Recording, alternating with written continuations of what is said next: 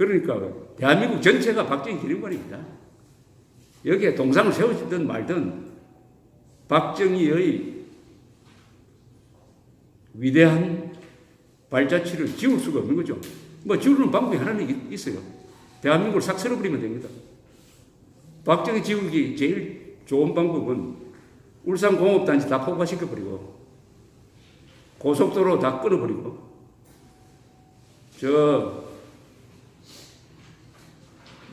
소양강댐, 충주댐 다 폭파시키면 그렇게 하면 박정희 지워질 겁니다. 박정희 지울 수 없습니다.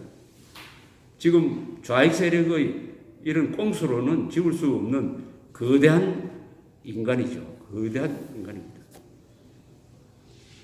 박정희는 20세기의 가장 위대한 지도자 10명 안에 들어가야 됩니다.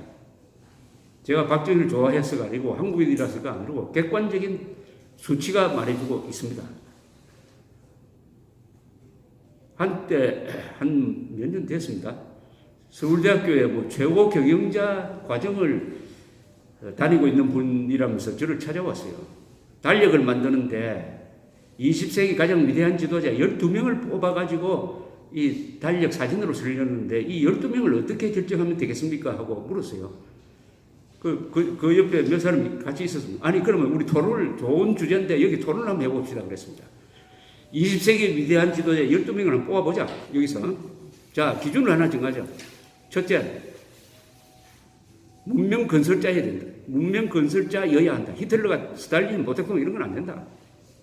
두 번째, 그래도 큰 나라여야 되는 것 아니냐.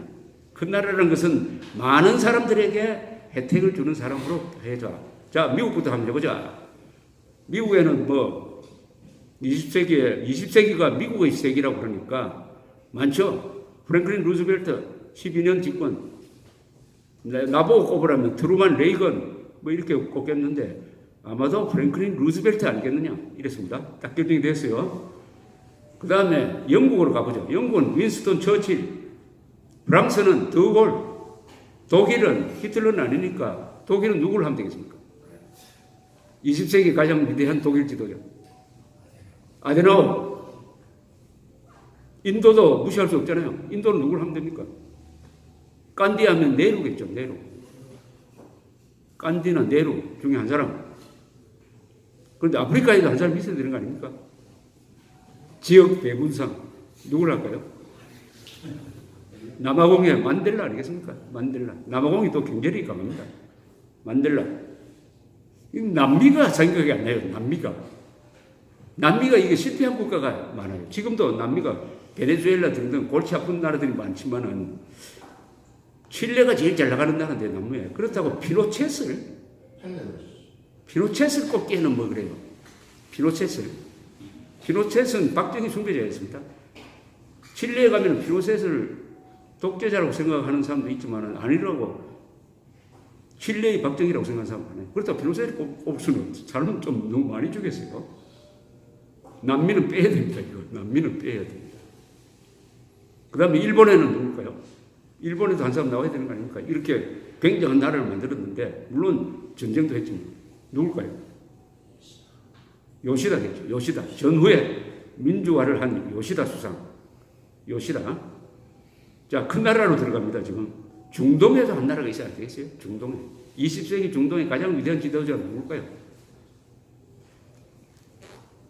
터키가 가장 큰 나라니까 터키에서 나와야 되는 거 아닙니까? 케말 파샤. 이슬람 국가에서 근대화 계획이 가능하다는 것을 보여준 사람입니다.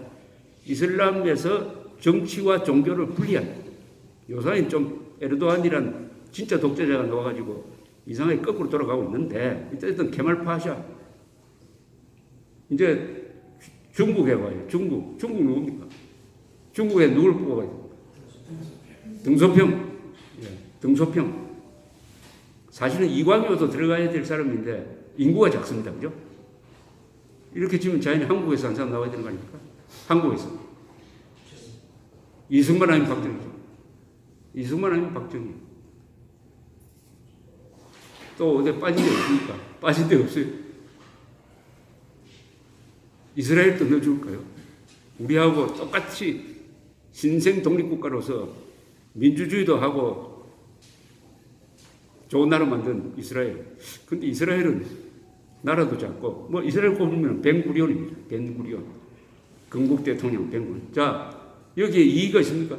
그래서 자연스럽게 이승만 아니면 박정희가 20세기의 가장 위대한 지도자 12명 안에 들어가야 된다.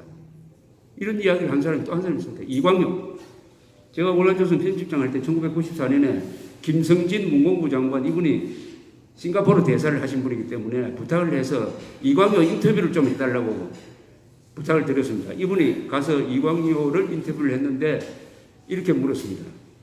김성진 장관이 이광용 수상한테 아시아의 가장 위대한 지도자 세 사람을 한번 꼽아보십시오. 단 각하를 빼고 이렇게 얘기했어요. 그러니까 이 사람이 누굴 뽑았냐. 등소평, 요시다. 그러면서 한국에도 한 사람이 있는데 이 사람 이름을 이야기하면 한국에서 정치 문제가 될지 모르겠다 이랬습니다.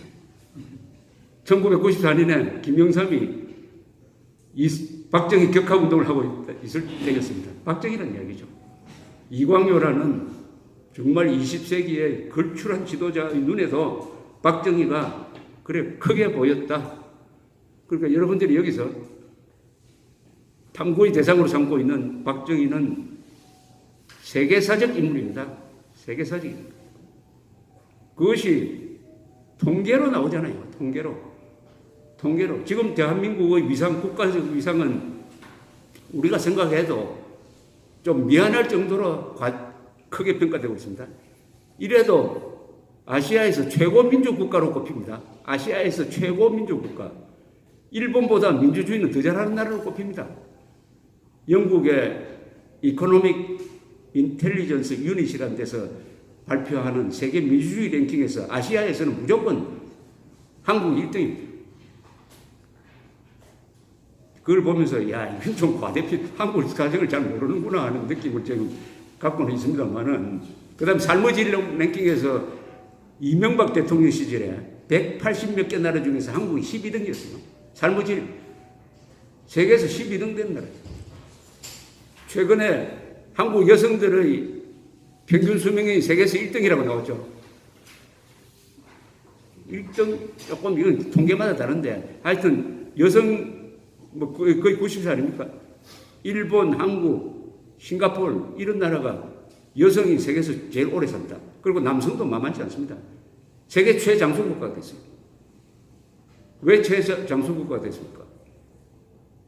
여성이 최장수 국가가 되는데 교육이 있어야 되는 거 아닙니까? 그리고 영양 공급이 돼야 되는 거 아닙니까? 의료가 잘 돼 있어야 되는 거 아닙니까? 이승만, 박정희 공이죠. 이게 바로 문명 건설입니다. 여러분, 내가 문명 하니까 뭐 좀 실감이 안 난다고 생각하지만 여러분들이 몸이 문명입니다. 몸. 여러분들이 입고 있는 거, 먹고 마시는 거, 치료받는 거. 이게 문명입니다. 여러분 몸이 문명입니다. 여러분은 몸이, 한국인은 몸이 굉장한 몸 아닙니까? 세계에서 가장 오래 사니까 가장 튼튼한 몸, 튼튼한 몸을 만든 제도, 경제력, 의사, 안보 이런 게 다 문명입니다. 문명 건설의 챔피언 박정희 그런 이야기죠. 그렇다면 20세기 최고의 지도자를 여러분들은 지금 연구를 하고 있습니다. 그런데 이승만 박정희를 연구하면 뭐가 좋은 일이 일어납니까? 여러분 이승만 박정희 특히 박정희를 연구를 하면 뭐 가정이 행복해집니까? 마음이 편해집니까? 어디에 가서 이야기를 할 때 말빨이 씁니까? 뭐가 좋습니까? 왜 여기 와서 토요일에 골프 치러 가시지 않고 박정희 이야기를 왜 합니까? 왜 듣습니까? 한번 스스로 물어본 적 있어요? 저는 박정희 대통령하고 인연이 별로 좋지 않는 사람이에요. 박정희 대통령이 1976년 1월 15일 날 기자회견하면서 포항에서 석유가 발견됐다 라고 발표를 했습니다. 야, 우리도 산유국이 되었다. 그거 기억나시죠? 네. 그것 때문에 저는 직장에서 쫓겨났습니다. 제가 취재를 해보니까 이거 석유 아닙니다. 박정희 대통령이 허위보고를 받은 건데 그때 정보부가 거기 무슨 회사 하나 만들어가지고 시추를 하는데 기름이 나오긴 나왔는데 나중에 분석을 해보니까 이게 땅속에서 나온 원유가 아니고 정유예요, 정유. 휘발유 같은 그런 겁니다. 이게 석유 개발에 무식하니까 이렇게 됐어요.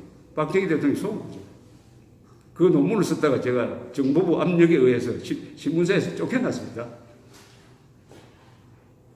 그러나 지금 박정희, 전두환 시대에도 제가 한 2번 해직이 됐는데, 그러나 지금 저는 박정희와 전두환 옹호자라고 합니다. 사실은 옹호자가 아니고 미화하는 사람도 아니고 있는 그대로 이야기하는데 자꾸 옹호자라고 하는데 어쨌든 좋습니다만 변호는 한다고 보죠. 자, 이런 생각이 됐는데 왜 박정희를 하나의 라이프 워커로서 글도 쓰고 말도 하고 있느냐 하면 결국은 나한테 득이 되기 때문입니다. 내한테 손해가 되는 일을 왜 합니까? 내가 아까운 시간. 박정희를 연구하고 박정희를 제대로 알게 되면 뭐가 좋으냐? 첫째, 재미가 있습니다. 모든 일은 세상에 재미가 있어야 됩니다. 박정희를 연구를 하면 할수록 재미가 있어요, 이분이. 감탄이 저절로 우러나올 때도 있고, 야, 이건 너무 아쉽다 하는 때도 있고, 인간 그 자체가, 박정희란 인간 그 자체가 흥미진진한 존재입니다. 잘 나가기만 하면 뭐가 흥미가 있습니까? 잘 나가기만 하는 사람은 재미가 없어요. 그리고 실패만 하는 사람은 또 재미없죠. 실패를 딛고 성공하고 죽음의 문턱까지 가보기도 하고 좌익이 되어보기도 하고 형은 좌익 운동을 하다가 경찰 손에 죽고 부인은 간첩에게 죽고 자신은 부하에게 죽고 이게 드라마틱하죠. 가슴에 총을 맞고도 아프다고 하지 않고 난 괜찮아. 난 괜찮아. 제가 난 괜찮아라고 전두환 합수본부장이 11.6 사건 발표할 때 그 대목에 나와서 이게 정말일까? 그래서 제가 총 맞아본 사람한테 물어봤습니다. 총 맞았을 때 어떻습니까? 6.25 때 허리 관통상을 당한 손장래 씨의 이야기는 이랬습니다. 벌겋게 다룬 쇠꼬챙이로 내 몸을 확 쑤시는 것 같았다. 정신이 없더라고. 그런데 가슴에 총을 맞았어요.